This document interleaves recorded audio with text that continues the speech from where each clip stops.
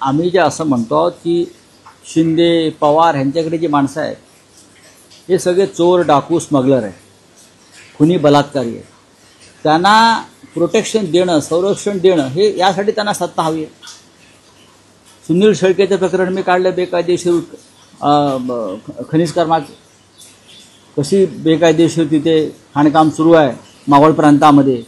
त्यांचाच आमदार सुनील शेळके कोट्यवधी रुपयाचा चुना लावला सरकारला आणि अजित पवार त्याला संरक्षण देतात. असे असंख्य लोक आहेत. ईडीवाले, सीबीआयवाले सगळे गोळा केले.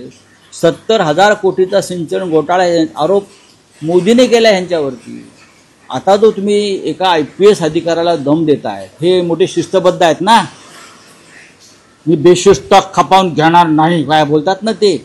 हे काय आहे?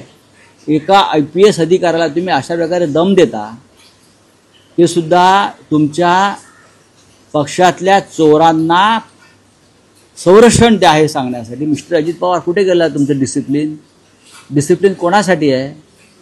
शिस्त कोणासाठी आहे? आर्थिक शिस्त कोणासाठी आहे? बेकायदेशीर